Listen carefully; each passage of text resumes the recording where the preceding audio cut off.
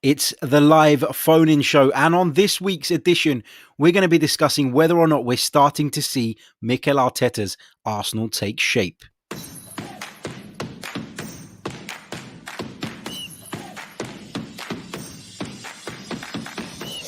You're listening to the Chronicles of a Gooner, the Arsenal podcast.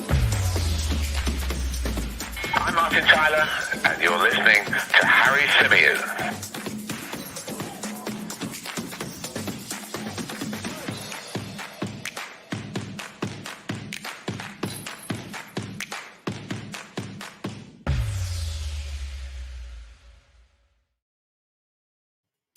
Hello and welcome back to another live edition of the Chronicles of a Gooner, the Arsenal podcast brought to you by 90 Min. As ever, I'm your host, Harry Symeou, and our big question this week is, are we starting to see Mikel Arteta's Arsenal take shape? Of course, Arsenal have been on a much improved run in the Premier League of late, and of course, we managed to hold Manchester United, who many people seem to think are title challengers this year, to a 0-0 draw, and quite frankly, we could have won it. Plenty to get into on this week's show. I'm looking forward to taking your calls between now and 10 p.m. So we'll be live for the next hour. Just before we get right into it, if you haven't subscribed to the channel already, make sure you do. We're closing in on 12,000 subscribers on YouTube alone. That is not including all the wonderful people that join us via the audio platforms as well. So get yourselves subscribed if you're not. I can still see from the analytics that around about 40-45% of you that watch our videos are not subscribed. So what are you waiting for? Hit the subscribe button. And if you want to go one step further and become a member of the channel, you can do so by clicking the link in the description. You can get all sorts of perks, like getting priority on these shows. You can get access to our Discord server, where we're talking about Arsenal and all things football pretty much around the clock. What else do you get? You can get members-only content. There's lots and lots of stuff coming your way if you're a Chronicles of a Gooner member. So if you haven't checked that out already, please be sure to do so. Right, we're going to jump straight into it because we're going to go for an hour tonight. We always run over, but tonight we're actually going to go for an hour. So let's not muck around. Let's get straight to it. And welcome to the Chronicles of a Gooner, Sam Tonks. How you doing, mate? I'm good, mate. How are you? Yeah, not too bad, man. Not too bad. Feeling quite good, actually. And it's strange because it was a draw against Manchester United. And I know if you want to be a big club, as people say, you kind of... I'm not saying that I'm celebrating it. You shouldn't really celebrate it. But given the performance, given the fact that we remain unbeaten, I was quite pleased by that performance. How did you feel about the Man United game in particular? I'll be honest, I saw the teams and I thought I'd take a draw straight away. Because obviously we all laughed at the Sheffield United game. But I watched it thinking there's going to be a reaction. Like, this is false optimism. United have got to play better against us on yesterday. And they didn't really. At the end of the day, I was only worried about Cavani. I said to my United mates before, I thought Cavani's the threat, and it proved. He didn't have his shooting boots on. But we played really well, considering we have our three best players out. We've had a hectic fixture schedule. Got players like coming in and out of form, probably tiring, like Smith-Rowe, Partey. I thought a point was a good result for us, like you say, unbeaten, and it's another clean sheet. So it'll take a lot of confidence from that. How are you feeling about the Mikel Arteta project in general? Because if we rewind to a couple of months ago, the kind of whole feeling around the club was very, very different. We've gone on this positive run. It feels as though he's found the right balance in terms of defence and attack. It feels as though he's started to identify who his first team is. Better late than never, I guess, but he's got there. And are you feeling a lot more optimistic about what the future now holds under Mikel Arteta? Yeah, I think look, when we're in that bad run, it was clear Arteta kept trying the same things that weren't working. Everyone was screaming, change it up, get Smith-Rowe, get someone in that changes the team. And at the end of the day, that missing thing was a number 10. It's just changed the whole dynamic. It's brought the wingers more into the game. You've seen Pepe improve. Saka, he's another level, best player at the club. Aubameyang's looked better. before even he got his goals at Newcastle, he was more in the game. Lacazette, you've got Tierney, there's Cedric. So it's just that one change that's just changed the whole game. And I think everyone is obviously like, there was the FA Cup defeat, that's the blip, but everyone's so quick to jump back on the negativity. And it's like, the thing with that was it was good enough to win the game. It's just one of them things. We lost. We can't win the FA Cup every year. And look what's happened since. We had the rested players who came in, battered Southampton on the Tuesday night. I think Arteta's managed this seriously well, considering that after especially the Burnley game, it really did look like the writing was on the wall. But you have to give credit. He changed it, even if it may have been forced. Who knows if Willian was fit for Chelsea, would he have played? But credit where credit's due. He's changed it around and we're going up. I don't think there's expectations this season, though. I think it's just a free hit, whatever happens.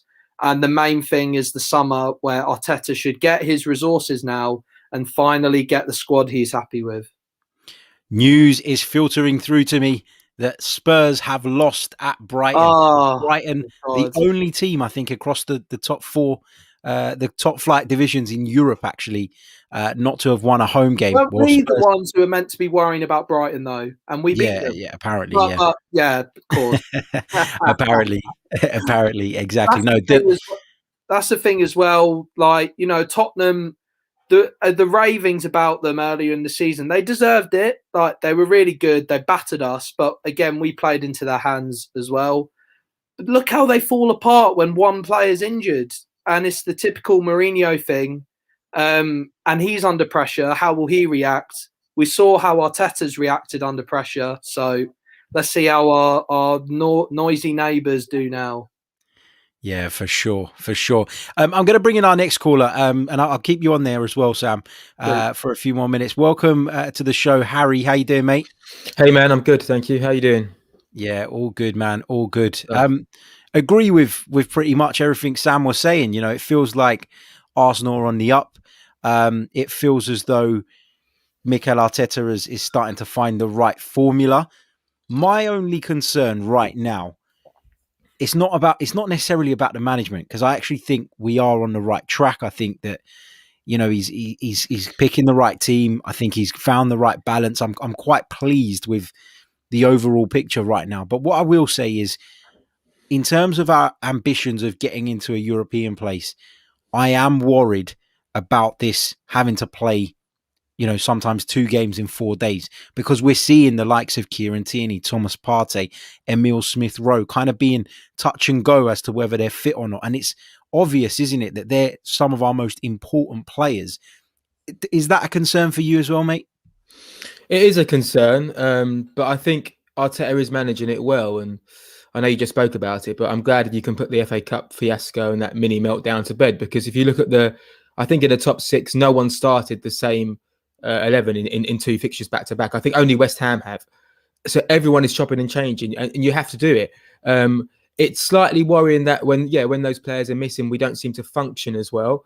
But I think it's easily fixable if we had a left-footed left back. And I know Cedric played well, but when we build up possession, the whole dynamic on the left side changes.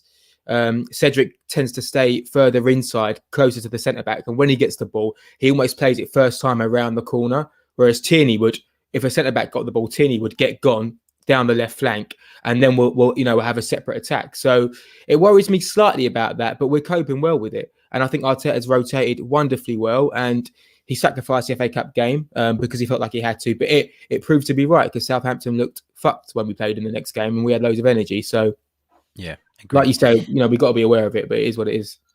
And also as well, how much of it was Mikel Arteta's choice to sacrifice that game, because he kind of alluded to it afterwards, didn't he? That actually a lot of the players that I didn't play, well, they weren't really available anyway.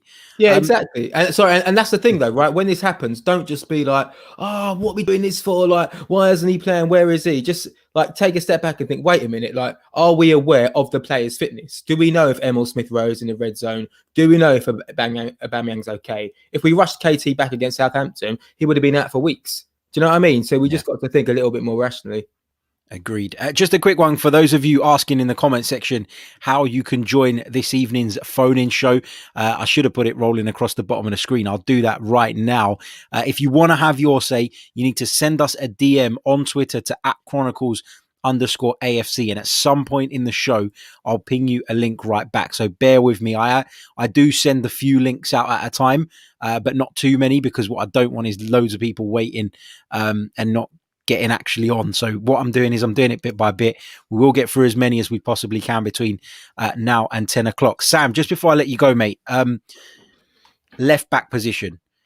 Cedric's done okay there. But is it something, is that an area that you want to see Arsenal strengthening, bearing in mind the deadline is very fast approaching? Yeah, in terms of January, I don't think so. I think it's just going to be outgoings and whether we can get players out on loan, which is why why are we getting rid of Maitland-Niles? He could be a good cover, but he wants first team football for the Euros. I understand that. I think it should be a target for the summer. I really liked hearing about Ryan Bertrand. If we can get him proper experience, rarely has a bad game. Obviously, he didn't play against us when we beat them, so it's a big miss, but I think, like Harry said, when we miss Tierney, is a big miss. But that's why the point against United was even better, because against Palace we created nothing with Tierney, and it shows improvement. Against United, we could have easily won the game, and we didn't have Saka, obviously, and Aubameyang, and we could have easily won it. So I think there's steadily improvement. But I think, like I said, go for Europa, try and get as far up in the league. But the big time is the summer, where Arteta hopefully gets the trust to build the squad more. Yeah, completely agree, mate. Sam, thank you so much for joining us, mate. Really appreciate it, and I'm sure we'll speak soon. Cheers. Have a good evening. Cheers, mate. That was the brilliant Sam. Let's bring on a couple more callers. Harry, stay with me. Let's bring on Albert. How you doing, mate? How's it going, mate? Good. Pleasure to be on as always, mate. Pleasure to have you, mate. How are you, first of all? Yeah, keeping well, man. Good. Yeah, life. Such is life, mate. Such is life. Yeah, it's a weird time, isn't it? It's a weird time. Let's bring on Shings as well. How you doing, mate? Yes, I'm good, Harry. How are you doing? Yeah, not bad, mate. Not bad. Even better that I just seen the Spurs result. Yeah, I was literally about to say, Yes. Brighton have not won a game at home all season, and then Spurs go there. Well, typical Spurs. Dr. Spurs comes to town, and there you go. I've got to be honest, I didn't watch the Spurs game, none of it, because when I missed the beginning of it, right? And then I got a message saying that Spurs were 1-0 down. And I thought, I'm not watching it. And maybe if I do watch it, I'm going to jinx Brighton. Yeah, so I've been sitting here watching a game that is already done and dusted. Roma are currently beating Hellas Verona. It's 3-1 now, but it was 3-0. And I've got that on just because I didn't want to watch the Spurs game. Yeah. Albert, let me come to you first, mate. The big question tonight, are we starting to see Mikel Arteta's Arsenal take shape? I'm still kind of reserved on it. Is only for the main reason, I'll tell you why, Harry, for me, is, in terms of the youth players that we got coming through, I know Emile Smith-Rowe's got sort of his stint in the team now, but I'm sort of still questioning Arteta just in terms of, is he the man to bring these guys through, not just for the rest of the season, but for his duration, his time as Arsenal coach? That's my only question mark over him. So I'm pleased with the recent form, mate. I don't care who's in charge, if I'm being brutally honest. It's a mad season because we've got the least amount of goals scored in the top 12, but we've got the second best defensive record in the league. It's crazy. Like, it just doesn't, the maths doesn't make sense. But I'm happy with it at the moment. But with Arteta, yeah, that's my sort of thoughts and feelings, if I'm honest. Shings, let me come to you, mate. The one thing I think that is very difficult for fans to deny, whether they support Mikel Arteta or not, is that he has made us better defensively, hasn't he? And that stat that Albert just brought to the table proves that. And you wonder where we would be if we hadn't improved in that department and we were going through a bit of a goal drought like we were, a few weeks ago. Yeah. Harry, how long ago and how long has it been? Whenever you're watching an Arsenal game, all you can hear the commentators saying, we're too soft, easy to break down. And how long have we been crying out just to be solid at the back? And all these stats about Arsenal, the second best defense in the league, is, I won't lie to you, something I never thought I would hear. in the near future. So you've got to give him credit there, because honestly, we used to be known as spineless, so easy to break down, and teams could easily break us down. But as you saw over there, it's unbelievable. Great defending, everyone putting in a shifting, defensively. So you've got to give him credit where it's due. And there's your question about is that taking shape? I think slowly it's because if you look, he's only just starting to get rid of the deadwood slowly and surely, and then hopefully in summer they'll back him. I'm going to judge him next season. Obviously, yes, judge him now, but I think from next season he's got no excuses. To be honest, no excuses. I think from next season. Harry, do you think this system, this 4-2-3-1 system, if you like, is what Mikel would have been looking at from the day he arrived at the club? Do you think that was his long-term plan? Do you think it's something he stumbled upon? How do you see it? I think he probably always wanted to play that way. But when he first came in, he realised, I just need to make us hard to beat. And then over a period of time, that fades off, because then you become predictable. But we've moved so far on from playing that back five. And if we were to play a back five in the next game, that would just be because he would tactically think that that's how we would win the game. Whereas before, it just felt like this is our only way to play to stop us from conceding. But I think we've moved forward tactically. We're now able to, like you say, defend so well with a back four, but also control possession. And like yesterday, there were times where we didn't control possession, but our in-game management was so good. We were all so switched on. Every man, Pepe was tracking back, Martinelli was tracking back. So when we didn't have the ball, we were just more alert. And that comes from Arteta building a good foundation. And sometimes we're a little bit scared to praise Arteta too much because of the horrendous form we've had. And the rise up the table has been quite slow. If you think about it, the past 7 games, we've been really, really good. Great results, but it's been a steady rise because the teams above us, Everton, West Ham, Leicester, are picking up results. Soon, those teams will continue to lose, and hopefully we'll find our form, and that will be a true reflection of where we are, where we should be, which I believe is the top 6. And the same applies to Luiz and Holding. We're a bit scared to praise Arteta. We're a bit scared to praise Holding and David Luiz. Holding has been sensational, and for all of his faults, he's slowly getting better at those. He doesn't always look composed on the ball, but he's getting better on the ball. He's defending incredibly well. One-on-one moments, he's not getting beaten for pace. He's giving himself enough space to make the tackle. And David Luiz, for me, the guy on his day is just colossal. And since Arteta's come in, he's been pretty good. He's had the red card against Man City, which was bad, and the one against Chelsea. Take those incidents out, he's been pretty solid. I know he was a little bit iffy against Southampton, but when it comes with possession on the ball, being aggressive, being angry, he controls it really well. So I'm really, really happy with those two. And personally, I know Gabriel has been a great signing, but Luiz and Holding are the first names on the team sheet at the moment for me. I don't think you disrupt that. Yeah, I agree with you. And I got quite a bit of stick actually when I did my preview show of the Man United game, and I picked David Luiz over Gabriel. There were a lot of people that, we've got a lovely community here of fantastic people who always comment, and even if we disagree, that's fine. It's respectful. And then there's a load of Twitter trolls as well. I can tell you in the last week, there hasn't been a morning I haven't woken up to a bunch of message requests from absolute randomers, just literally digging me out for things I say. And one of them was the David Luiz thing. So I'm delighted that came off. Albert, I'm going to come back to you, mate. I took pleasure, probably more than I should have, in seeing David Luiz celebrate a block. Doesn't that just tell you how much more seriously Arsenal as a team take defending now than maybe in years gone by? Yeah, with the David Luiz thing,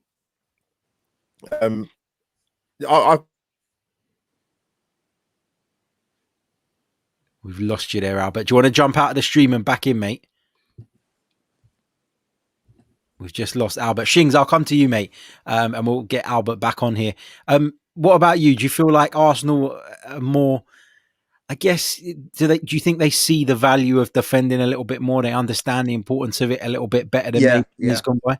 I think the importance of it, definitely, that's one thing. Because obviously, I think before, it was more important to obviously attack and possession and stuff, but I think it sort of took away how important the defending was, which I think is very, very important. Yeah, absolutely. Albert, let me come back to you, mate. I think the connection's all good now. Yeah, sorry, mate. What were you going to say about David Luiz? No, you know what? I said, like, when I did a match preview, I didn't want him anywhere near the team, but I knew he would start yesterday. I knew Gabriel wouldn't be brought back in. To me, it just made sense. But yeah, I've got no issue with the celebrating thing. I know people used to give Socrates stick for doing it, but listen, man, why as a fan would you complain about that? Like, defending to them means as much as a goal scorer putting the ball in the back of the net. It doesn't make any difference. So a match-saving block is as significant to a centre-back as a goal is to a forward, isn't it? Yeah. So I ain't got no problem with that, mate, to be honest. Yeah, and good also, stuff. And also, that free kick, let's say because if you remember, David Luiz had head injury. So if he had just ducked a bit and that goal had gone in, people will be slating him. So, No, for sure. That's what you want to see from your centre-backs, putting their bodies on the line. Of course, yeah. Exactly. Albert, let me come back to you one more time, mate, before I let you guys go. Go on, mate. Rob Holding, he's been really, really good of late, hasn't he? And I've got to be honest, he's someone that I've looked at and gone, not sure about this guy over the years. He got the new contract, which some people were disappointed with. I thought, given that he was on quite a low pay packet in comparison to some of the other players, and the role that he does play in the first team now, I thought it was probably fair. Obviously, he had years remaining on his contract anyway. We've only added one to that. But what have you made of his performances of late? And do you think he's made that right centre-back position his own? Harry, I'm glad you came to me with that question, man. Because anybody that's seen my content, I've not ripped Rob Holding, but I say to people, sit down and have a coffee with me and tell me the strong qualities of Rob Holding, because I haven't seen it personally at Arsenal. That's just my honest opinion of when I've seen him play. More so because he's been injured most of the time. But to be fair, this season, like obviously the last run of games, he has played well. Listen, when someone plays well, I'm gonna give them credit. You know what I mean? You've had the amount of clean sheets that we've had, and we've been starved of them as Arsenal fans for years. Like in a succession run of games, like you got to give the man credit. And he's obviously, in terms of the defense and centre back pairing, it's who partners him as opposed to Rob Holding coming into the team. So listen, credit where credit is due, man. As long as the guy does well, that's the main thing. And if he continues this form until the end of the season, injury free and going into next season, listen, I'll hold my hands up and say, you know what, I'll even go to the Emirates and apologize to Rob Holding personally if I have to. Like it's not a problem. Like, he's done well, so give him his credit, man. I want him on the plane. I want to see him at the Euros. I really do. I think he deserves an England call-up. I really do. Well, if he continues playing the way he is, there's no reason why he shouldn't get one. When you've got to pick a team on merit. Gareth Southgate was at the game as well yesterday. He was, yeah. Incidentally. So maybe if Rob Holding continues in this vein of form, you could see him on the plane. Shings, let me come to you, mate, on Rob Holding. I think most people will kind of agree that he's having a good run at the moment. Is he someone that you're now completely convinced about, or is he someone that you feel like there are still question marks over him? Ability-wise, I've always thought Rob Holding, if you remember, first time I came on, I've always said Rob Holding has got potential. He's just the injury. That's the only thing which I still question. But however, I do think I think he's improving. He's played well, and also for the price we got him for as well. Like, I think it's brilliant, and I think the new contract was well deserved as well. Good stuff, guys. Thank you so much, Albert, Shings. Thank you very much. Did you a big shout out to Lennon? Much appreciated, mate. Cheers, bro. Cheers, guys. Thank you. Right, let's bring on our next caller. Welcome back to the Chronicles of a Gooner. Rahil, how you doing, mate? I'm good, Harry. How are you doing? Yeah, all good, man. All good. All good. Even better now that Spurs have just been beaten as well. Yeah. Rahil, Title challenging Spurs. Yeah, exactly. Let me just quickly give a big shout out to everybody watching us right now. Really appreciate you guys' support. Really appreciate those of you who are listening back on the audio as well. This month, the Chronicles of a Gooner smashed all the records for views, downloads, new subscribers, and of course, we've launched our membership scheme and lots of you have signed up for that. So I really appreciate it. Really grateful for all the support. And we are closing in on 12,000 YouTube subscribers. That's just on YouTube. So help us get over the line. Before we went live, I think we were around about 100 off.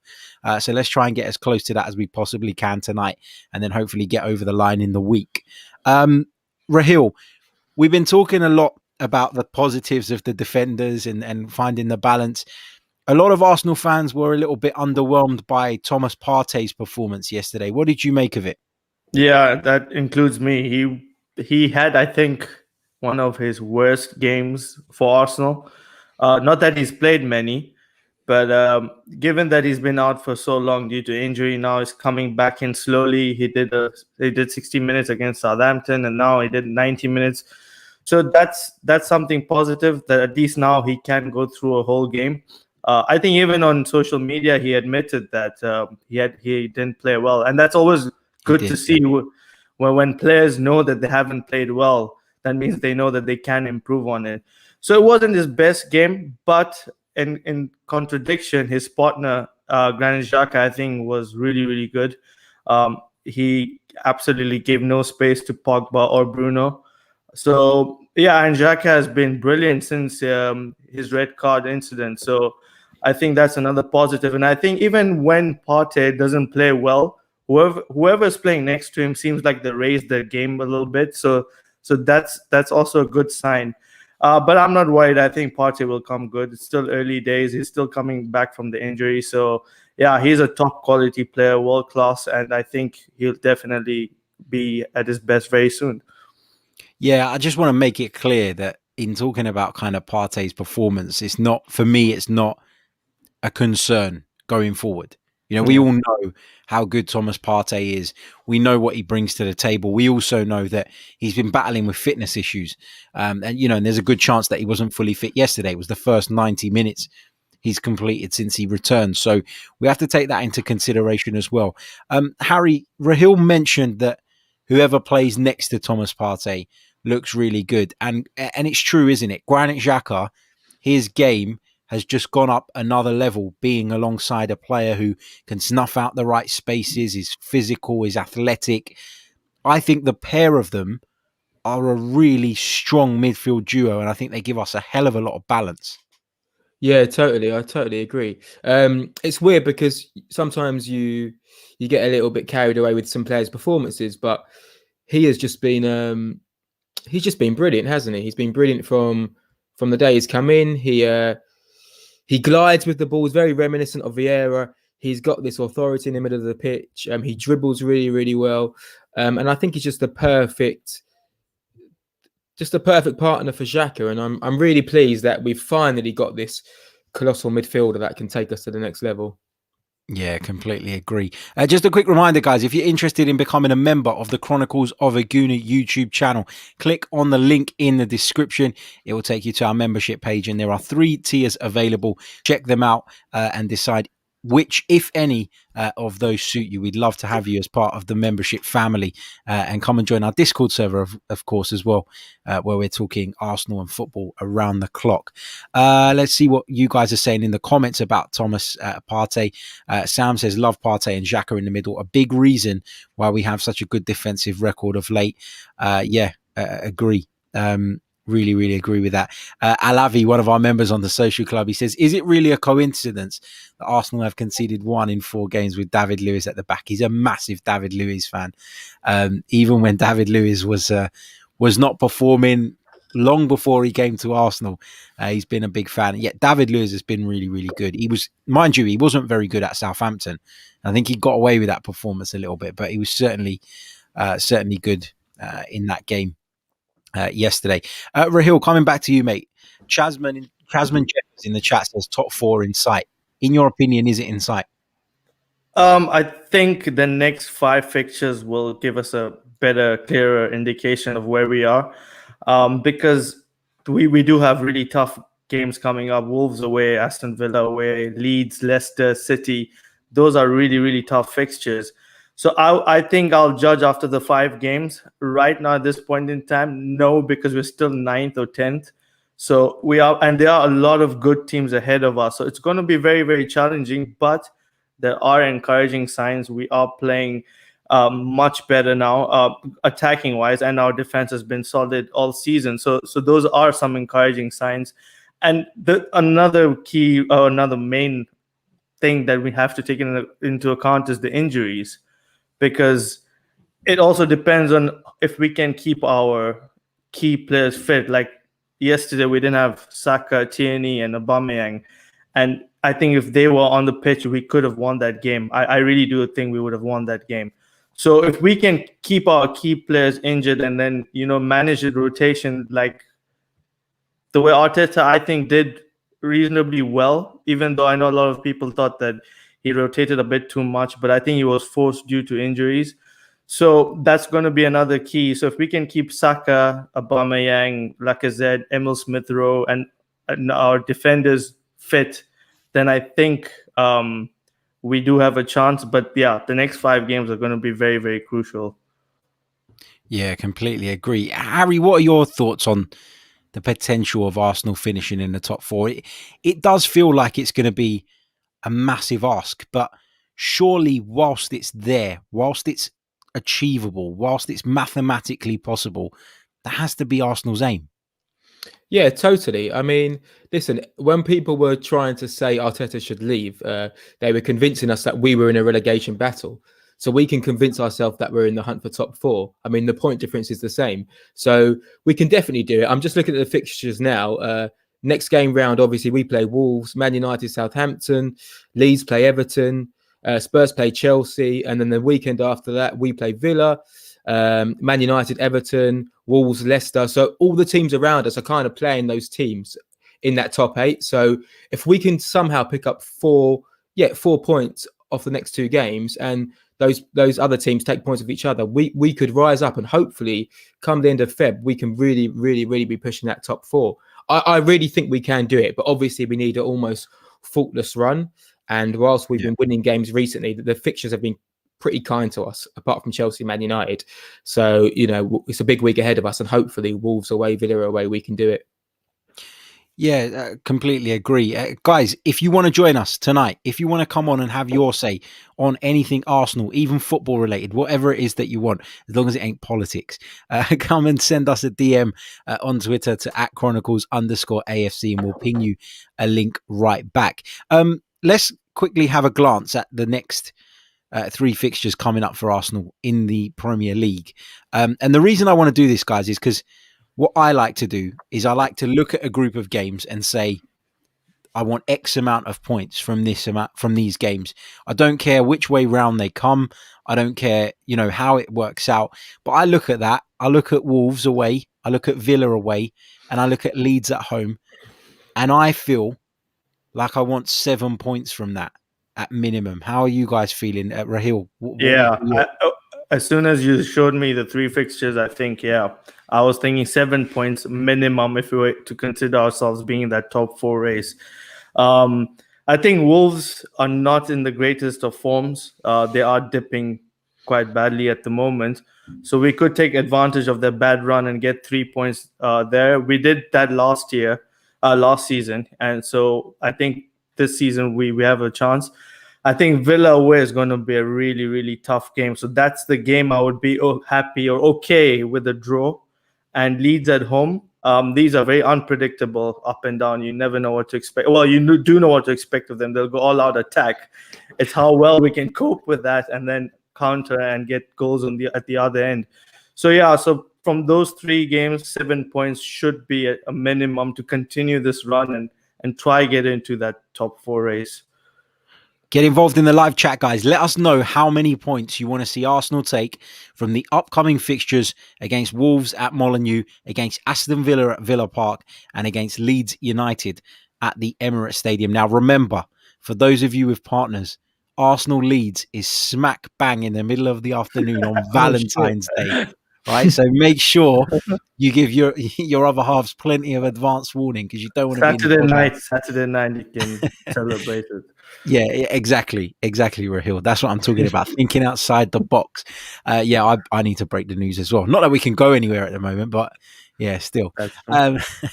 Big hello to the blind Gooner who joins us in the live chat. Thank you very much for your kind super chat, my friend. He says, I don't think we're going to get top 4. The best chance of getting into the Champions League is via the Europa League. Harry, did I get a points total from you? I don't think I did. No, I'm going to go 7. 7 as well. Yeah, minimum, 7. I mean, listen, we've got to do it. If you want to make top 4, like I said, we've got to be faultless. So 7 points, beat Wolves, draw against Villa and beat Leeds. Yeah, and like I say, I will take 7 points. I don't care what way it comes. If we beat Wolves, if we lose at Wolves, then there's pressure on that Villa game. If we draw at Wolves, there's pressure on that Villa game for me. So it doesn't really matter what way it comes, but it needs to come. Let's see what you guys are saying in the live chat about it. Wesbird says Villa away the trickiest. Yeah, I agree with that. Robin says 7. Darren wants 7 to 9. Dominic says I want 7 points. Feridoon says we should beat Wolves and Leeds. Where am I? The chat keeps constantly updating. This is why I miss so many comments, because it just keeps going. Xander says a nice 8-day break between Villa and Leeds. No reason to rotate for Wolves and Villa. That's a really good point. But the problem is you still don't have that much of a big gap between Wolves and Villa. So Tuesday, say they get the day off on the Wednesday, or they only do an afternoon session, then you're talking about Thursday and Friday to prepare for that game. So I was making the point earlier on the show. I feel like we're kind of bunching games together, and then we've got like a period of rest. Whereas if they just shifted those Tuesday games to a Wednesday, then you'd have an even gap on either side. And I think it would be a little bit better for the coaches, better for the players, but is what it is. Nadine says 3 points each from Wolves and Leeds and 1 from Villa. Wesbird says agree 7 points, but think we can achieve 9. Liam Gardner says we cannot afford even a single defeat in the running. I don't agree with that. Respectfully, Liam, I feel like other teams are going to drop points as well. So yes, as Harry says, we need to be as close to perfect as possible, but I wouldn't say that if we picked up a single defeat, that would rule us out of the running for the Champions League. Don Juan wants 9 points. Sam wants 7 at least, definitely. Brad says we've played more games than our rivals, so 3 wins is a must to put the pressure on. That's a good point as well. Harry, how much of a concern is that to you? The fact that we've played less games. Do you look at the table and obviously it paints a bit of a false picture right now, but do you look at that and feel as though that's going to come and bite us later on? Yeah, I do. But I also think that usually teams like Everton and Leicester, West Ham are up there. They always seem to fade off because it's just the way it goes. So I'm a little bit concerned about that. But we've seen those teams start to drop in points already. So I think now it's just about us doing our thing and making sure we are as consistent as we can be. And of course, we want 7 to 9 points from the next 3 games. But if we go to Villa and we lose in unfortunate circumstances, it's okay. If we go to Villa and we get battered like we did at home, then obviously you panic a little bit. But as long as we go there and give a good account of ourselves against a really, really, really good team, we should be okay. And hopefully the teams who have, games in hand, essentially, hopefully they lose. And like I say, a lot of those teams, they're playing each other over the next couple of weeks. So they'll be taking points off each other, and hopefully we can just continue the rise. Yeah, absolutely. Also, of course, we've got, after that run of 3 games, we've got the tie with Benfica in the Europa League. And Andreas asks in the comments, is there any update with that Benfica game? We don't know what's going to happen with that yet. We know that there's quite a high volume of cases in Portugal from what I was reading the other day. And there is a possibility of that home leg for Benfica being switched to a neutral venue. I mean, UEFA have shown in the past, even when it came to kind of finishing off last season, that they probably won't budge, i.e. they won't allow the game to be rescheduled. They won't allow Benfica more time to get it sorted. They are very much, you want to stay in our competition, then you got to play. So I think a solution will be found there. Rahil, going into that tie with Benfica, how are you feeling? Because on the one hand, you look at them and they've got lots of talented players in there, massive. Historically, they're a giant of European football, but actually Rangers did a number on them in the group stage. That should give us some encouragement, shouldn't it? Yeah, no, definitely. To be honest, I don't follow the Portuguese league, so I'm not sure how good they really are at this point in time. But I think we're good enough to beat them. I mean, we have the players. If we continue this run in the next 3 games, like we mentioned, I think we'll be able to come through with that tie. Also, I think Arteta will want to get it right this time round, because last season, when he got knocked out by Olympiacos, after being ahead in the first round in the first leg. So I'm sure Arteta will definitely be eyeing this one and making sure that this time around he gets it right. So I'm pretty positive, but Europa League is not going to be easy. There are some really good teams, even if we make it through, which I hope we do. There's still quite a good number of teams left in the competition. So yeah, it's going to be tough, but definitely we can come through with at least the next round. For sure. Gunner in the chat says that was gutting being knocked out by Olympiacos. Yeah, it was heartbreaking. And Harry, that just goes to show, though, doesn't it, that we can't take the competition in the Europa League for granted. There are some sides in there who, we don't watch every week, but there are some very capable players in those sides, and it's it's the second best European competition, so we have to be aware, don't we? We can't, mess around. We can't take it for granted, and we can't be arrogant. Yeah, we do, and that's why we have to rotate and we have to get players up to speed, because there'll be injuries, and we'll need a Willian to step up. We'll need a Cedric to step up, a Martinelli to step up. So we need to give those players minutes and make sure they're ready. Just thinking about the Europa League, all I can now picture is that Aubameyang miss in the last minute at home against Olympiacos, and that kills me. But it's fine margins in those competitions. It really is. Teams that come away and they play at their ground, they come with a huge motivation, with their whole country, their whole city behind them. So you really, really have to be up for it. I think Benfica have Otamendi and Vertonghen at the back, right? I'm sure they do. So, yeah. So even those like little motivations and those little stories are there to be written about an ex-Spurs defender coming to us and doing the job and whatnot. So yeah, you've got to be alert. You've got to be up for it. And once all the Champions League teams start getting in the mix, it becomes a really hard competition. So if we want to get Champions League football, then we need to take that super, super seriously. Yeah, for sure. Guys, if you want to come and join us, we've got around about 18 minutes left of the show. Please do so. Send me a DM on Twitter at Chronicles_AFC. We've sent a few links out to those that have put their names down, but the last few, it looks like haven't decided to turn up, which is fine. It's absolutely fine, because we've got Harry and we've got Rahil here. But if you do want to jump on, that means there are some slots available. So feel free to drop me a DM if you're interested. Let's kind of look ahead to that game against Wolves, because it is around the corner. Wolves aren't having a great season, Harry, but one thing they can do is they can frustrate people. They can make it very difficult. And Nuno Espirito Santo is tactically, I should say, quite a savvy coach. I feel as though Wolves' struggles are partly down to the fact that they don't have enough depth. The injury to Raul Jimenez was massive. Do you go into this one making Arsenal favourites? Because if you think back to probably last season and the season before, you'd have made Wolves favourites going into this game at Molineux. Yeah, you would. I think we're favourites, but it always scares me when there's a team in a bad run of form, because you're just waiting for them to turn it around. Traore also scares me if he isolates our fullbacks. So we are favourites, but like with every Premier League game, if you're not up for it, then you can get found wanting. So we've really, really just got to be alert, got to be ready. If players like Willian do come in, if Martinelli does come in, if Lacazette is out and Nketiah comes in, they've just got to be on their toes and ready to go.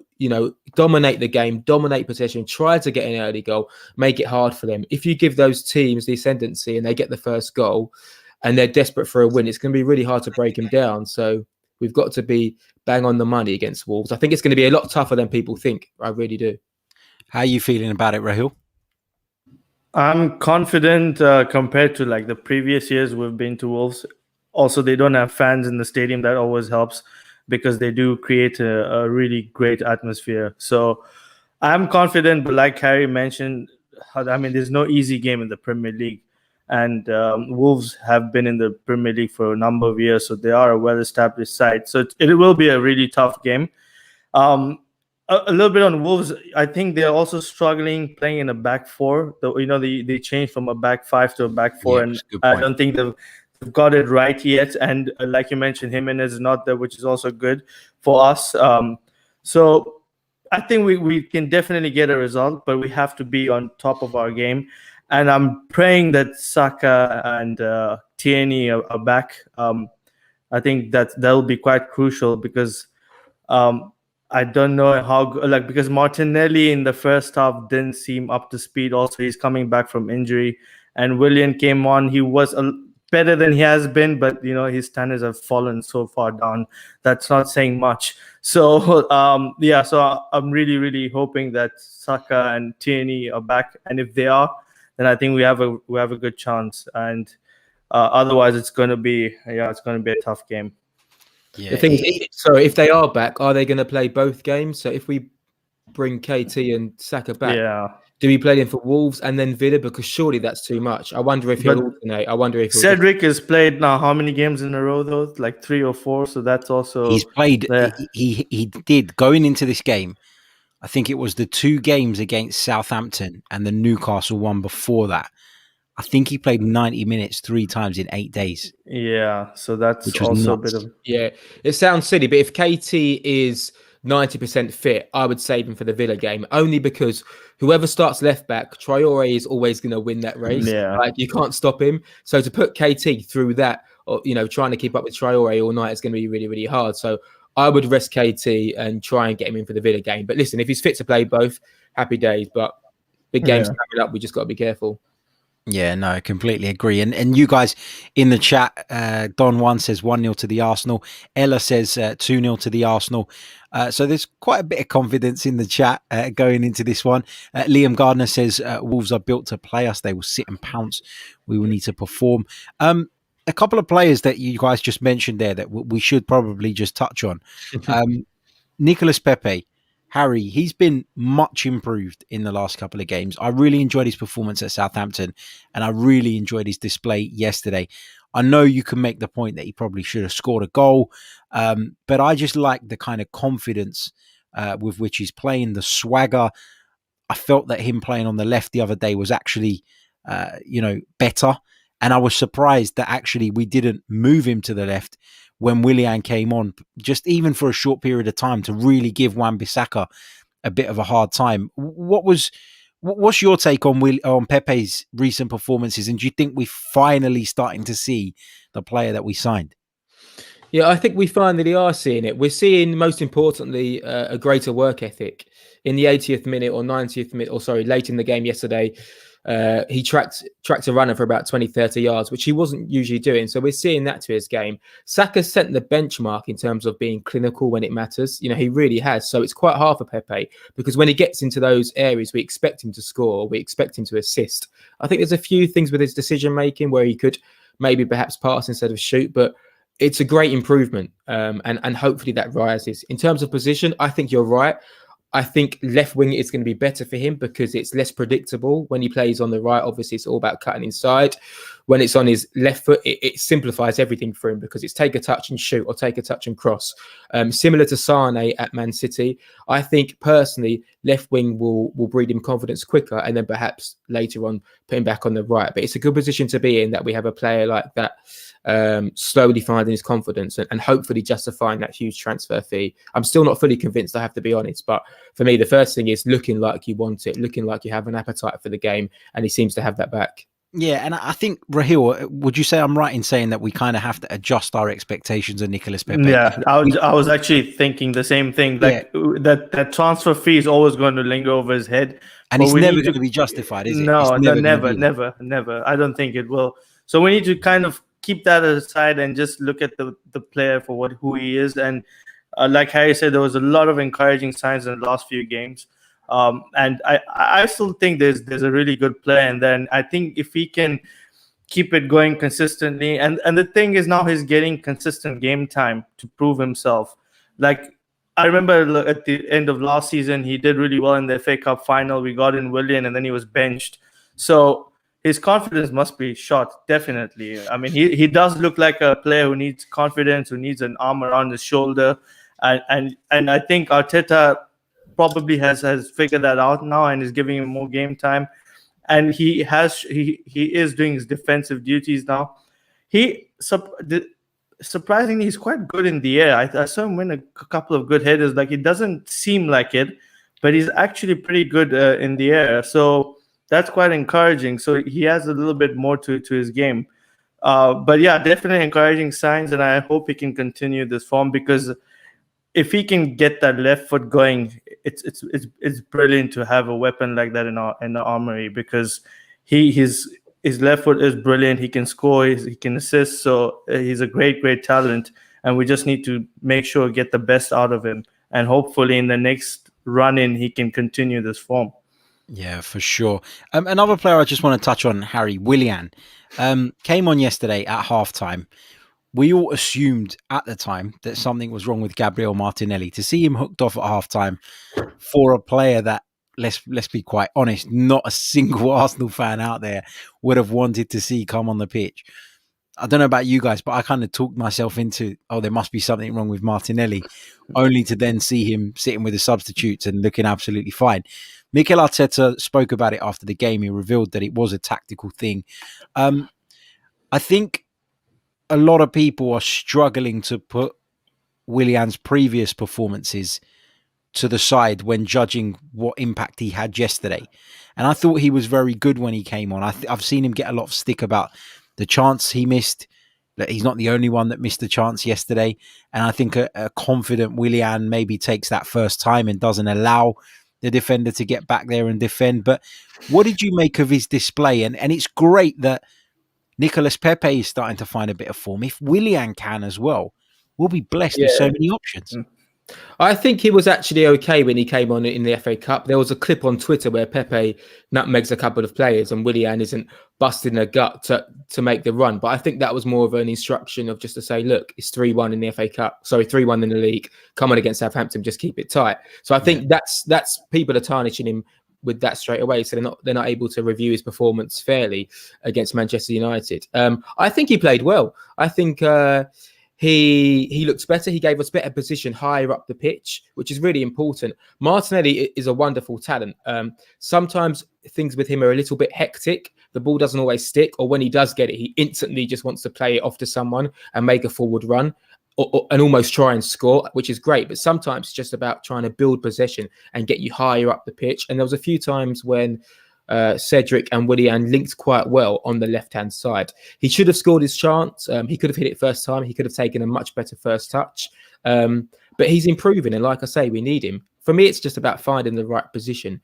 Like you say, whether you play Pepe on the left or him on the right sometimes. The only thing when you play Willian on the right, it feels a little bit one-dimensional in terms of he's very much a touchline right winger where he gets it at his feet, wants to beat a fullback and put in a cross. We don't really play that way. We play crosses, but usually players are running onto crosses. We don't have a Giroud. So I think playing Willian left midfield probably suits the overall team shape better, because it just means he becomes more of a possession footballer. Similar to someone like Alexander Haleb on the right-hand side, just keeping the ball ticking, keeping the ball moving. Of course, you want goals and assists, but sometimes it's just about trying to generate some good possession. And I think he done that well yesterday. I do. Just going over to the comment section, Liam said, one of our members, he says, what impact, Harry? What impact? Well, Arsenal were a far more effective attacking outlet in the second half than they were in the first. And the only difference from the first half to the second half was Willian on for Martinelli. Mikel Arteta obviously saw it as well, because he took Gabriel Martinelli off because he wasn't performing on the day. And as Harry says, he's a top talent, Martinelli.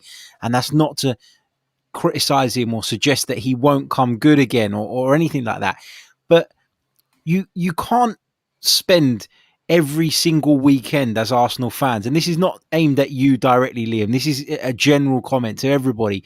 You cannot slate Willian every single week, and then when he does come on and play better, when he does come on and impact the game, not only did he have that chance that obviously fell to him, he created a brilliant one for Pepe as well. How comes nobody's giving Pepe stick because his shot was blocked? Willian contributed when he came on. You cannot deny that. You have to acknowledge that he contributed in some way yesterday and was much better than he has been, in recent times. A big shout to Gabriel as well, who says, really enjoying the stream, by the way, guys. Thank you so much. And welcome to the channel. I'm not sure if I've seen you in the chat before, but welcome. Anyway, one of our callers has jumped on. Let's bring on Thomas. Thomas, how you doing, mate? How you doing, Harry? All good, man. All good. How are you? I'm great, man. Now we finally winning again. Finally some positivity. Xhaka is playing good. I can't believe it. I told you, man. I told you. Look, I told you. It's all about this, my friend. Yeah, trust This in is the Xhaka, one. man. Yeah. I remember you Yesterday- being very unhappy about Xhaka maybe a few weeks ago. I remember you saying I'm Xhaka's s- finished. Yeah, I'm still not so happy about Shaka, but now, listen, I want to start by saying I respect all football players, right? I respect all football players. Especially Arsenal. Arsenal players, I love them all, but still, I think Partey is making him look really good. Yeah, Yeah, I I agree. trusted it, man. I agree that Partey is making him good. Is making him Yeah. look better. I do agree with that, and I think with a midfield pairing, it is a lot about balance. And I'll just quickly come back to Rahil on this. You know, we talked about it a little bit earlier on, but for me, Xhaka is allowed to play his game without being exposed for the lack of athleticism because he has an athlete next to him. Would you agree with that, Rahil? No, 100%. That's why he struggles with Ceballos and Elneny next to him. I like Xhaka has his limitations. We can all agree on this. He does. But when he has the right tools or the right players around him and you bring the best out of him, he is actually a really, really good player. I've always rated him, and I know and I understand the stick he gets because he has in the past made stupid mistakes, and even I've been frustrated at him. But lately he's showing the maturity and the confidence with someone like Partey next to him. So it definitely brings out the best in Xhaka. And going forward, that should be our midfield pivot. I think it gives us a really good balance. So with Partey next to him, Xhaka can then unleash and go a little bit forward, and like he did against Southampton, giving a really great through ball for Pepe's goal. So because he has the license to go a little bit forward with Partey in the midfield, because they know that Partey can cover and can cover Xhaka and move forward at the same time. So it's a really good balance in midfield. Our defense looks much more solid with them ahead of the defense. So yeah, definitely looking good for Xhaka at the moment. Let's hope it continues. You always have to put a caveat with that. Yeah. I just said that I hadn't seen Gunner go in the chat before. She says she's new around here. She's got her own channel as well, which is Arsenal football content. So make sure you click on Gunner Go in the comments, and it should take you to her channel. Make sure you subscribe to that as well. We love to see other Arsenal channels growing as well. So make sure you get over there and check it out. Going back to this, the Granit Xhaka figure, right? I left the house yesterday to go down to the studio to commentate on the game, and I got in the car and I remembered that I hadn't brought this with me, and because I wasn't going to be watching the game at home, I was scared. I was actually fearful that if I didn't come back and get this, Arsenal and Granit Xhaka were going to have a stinker. So I came inside, I put it in my pocket. Obviously, it was too embarrassing to get it out in the studio and be asked questions about what the hell I was doing with this thing. But the Granit Xhaka figurine came with me to the studio yesterday, and so I put that as to be the reason as to why. Carried with all times, Harry. Yep, all times. Turn it into like a necklace, drill a hole in it. Yeah, exactly. Yeah, you could. I guess you could put it around the arms, and then we'll work something out. Quickly on Xhaka, I just want to dispel the myth about Xhaka's passing. 90% pass completion rate in the Premier League so far this season, higher than Henderson, Kante, Tielemans, Ndidi, Jorginho, Declan Rice, and the second highest passer forward passes into the final third behind Rodri. So I'm not necessarily pro Xhaka, but I'm anti Xhaka's useless, because he's not. He has a role to play in this team.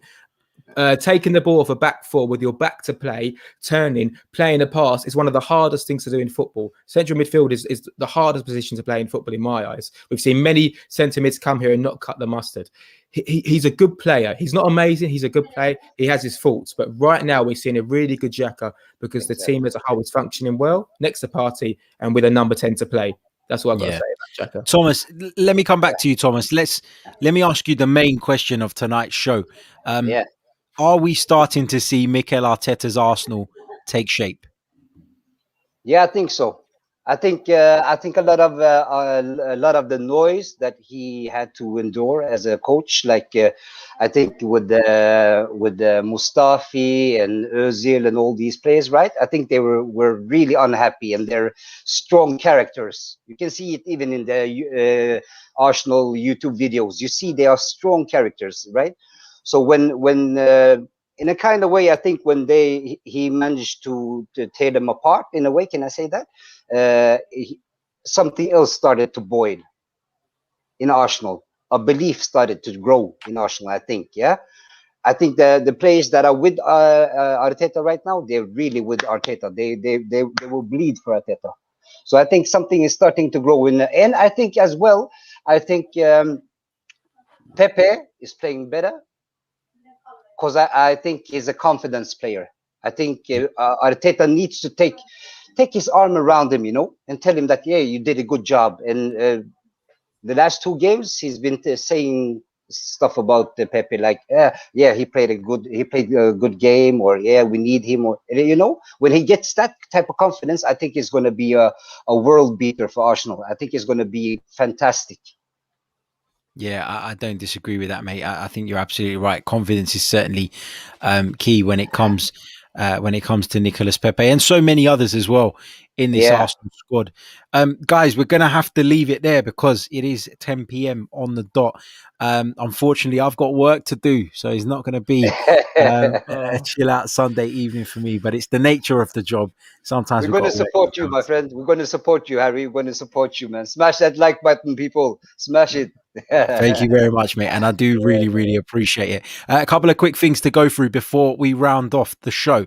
If you haven't hit the like button, make sure you do it. Doesn't cost a thing and it helps the video. If you haven't subscribed to the channel, we're around about 100 away from 12,000 on YouTube. So please help us get over that line as well. What else have I got to say? Memberships. If you want to become a member, click on the link in the description and it will take you to our membership page. You can see the different tiers and choose which, if any, of those appeal to you. And of course, don't forget that tomorrow night, I'll be joined by Adrian Clark at 9 p.m. UK time. Adrian Clark is back on the podcast.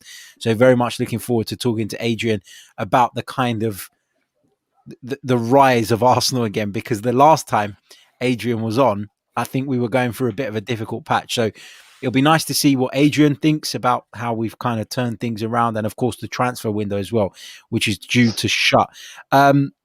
As I said a little bit earlier on, I want to say a massive thanks to every single viewer, listener, contributor in the chat, all you guys that come on the phone. And thank you all so much, because we've smashed all sorts of records for the podcast this month.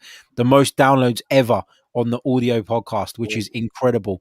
And we are top of the 90 Min network. So across the whole of 90 Min, the Chronicles of a Gooner is at the top of the table right now. So we're absolutely delighted with that. In terms of subscribers, on the YouTube channel alone, we've had over 1,300 subscribers in the last 28 days, which is amazing. So yeah, it's been a really good month. I know, of course, it's January and everybody's interested in transfers, and we've done a fair amount of that. So there is going to be a bit of a spike naturally, but I'm delighted that we've cashed in on it and that everybody is on board. And yeah, everything's going great. So thank you all so much for your continued support. My thanks to Thomas, my thanks to Rahil, and my thanks to Harry. Thank you all for staying on and joining me. Really enjoyed the debate, really enjoyed the discussion. We'll be back very soon with another episode of the Chronicles of a Gooner. 2 shows coming your way tomorrow, 1 at lunchtime, and then of course Adrian Clark at 9 p.m. Turn the notifications on so you don't miss it. And if you're listening via the audio platforms, make sure you leave us a review. Until next time, cheers. Top 4.